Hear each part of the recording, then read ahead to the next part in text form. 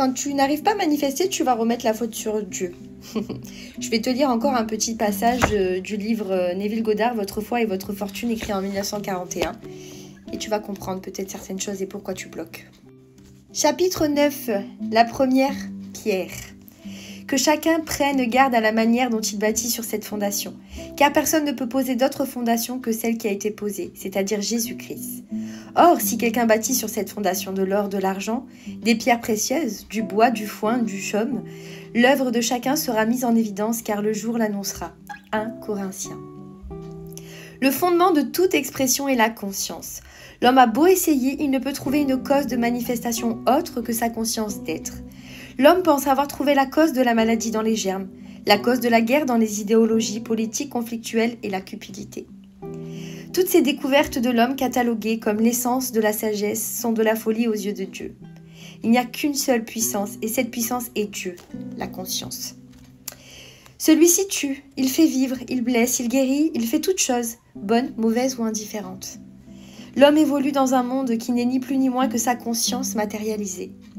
Ne le sachant pas, il fait la guerre à ses reflets, tout en maintenant en vie la lumière et les images qui projettent les reflets. Je suis la lumière du monde, Jean 8, 12. Je suis la conscience et la lumière. C'est ce que j'ai conscience d'être, ma conception de moi-même, comme je suis riche, je suis en bonne santé, je suis libre, sont les images. Le monde est le miroir qui magnifie tout ce que j'ai conscience d'être. Arrêtez d'essayer de changer le monde car il n'est que le miroir. La tentative de l'homme de changer le monde par la force est aussi vaine que de briser un miroir dans l'espoir de changer son visage. Laissez le miroir et changez votre visage. Laissez le monde tranquille et changez vos conceptions de vous-même. Le reflet sera alors satisfaisant. Liberté ou emprisonnement, satisfaction ou frustration ne peuvent être différenciés que par la conscience d'être. Indépendamment de votre problème, de sa durée ou de son ampleur, une attention particulière à ses instructions éliminera en un temps étonnamment court le souvenir même du problème. Posez-vous cette question. Que ressentirais-je si j'étais libre ? Au moment même où vous posez sincèrement cette question, la réponse vient. Aucun homme ne peut dire à un autre la satisfaction de son désir accompli. Il reste à chacun en lui-même d'exprimer le sentiment et la joie de ce changement automatique de conscience. Le sentiment ou le frisson qui survient en réponse de son auto-questionnement est l'état de conscience du Père, ou la pierre de fondation sur laquelle se construit le changement de conscience. Personne ne sait comment ce sentiment s'incarnera, mais il le fait. Le Père, la conscience, a des voies que personne ne connaît. C'est la loi inaltérable. Toutes les choses expriment leur nature. Lorsque vous portez un sentiment, il devient votre nature. Cela peut prendre un instant ou une année. Cela dépend entièrement du degré de conviction. Lorsque les doutes disparaissent et que vous pouvez ressentir « je suis cela », vous commencez à développer le fruit ou la nature de la chose que vous ressentez être. Lorsqu'une personne achète un nouveau chapeau ou une nouvelle paire de chaussures, elle pense que tout le monde sait qu'ils sont neufs.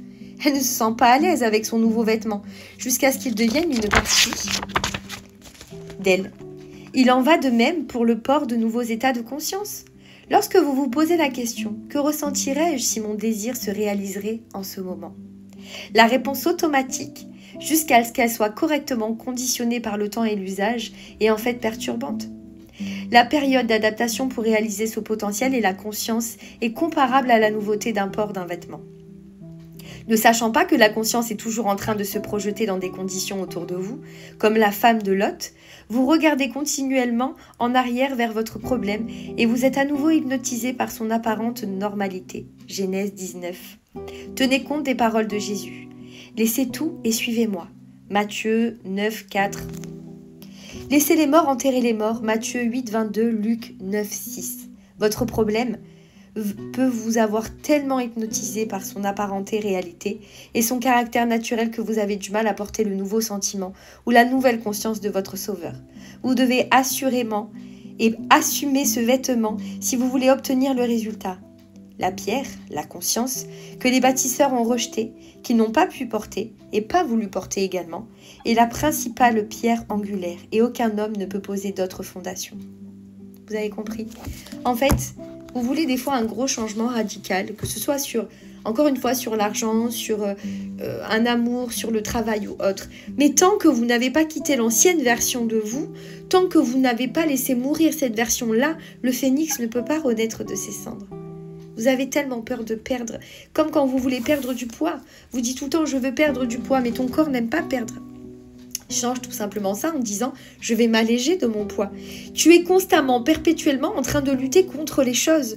Tu ne peux pas voir ta vie financière changer si tu es dans le manque constamment. Tu ne peux pas avoir un nouvel amour ou arrêter de te faire prendre pour un imbécile par rapport aux uns et aux autres si tu te dis perpétuellement, j'attire que ces gens-là. Donc, si tu veux un nouvel état de conscience, porte ce nouvel habit comme il te dit.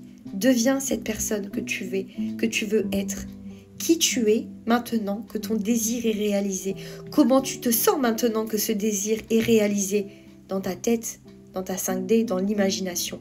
Maintenant que tu as ce que tu veux, que tu le visualises et que tu le ressens, qui tu es vraiment.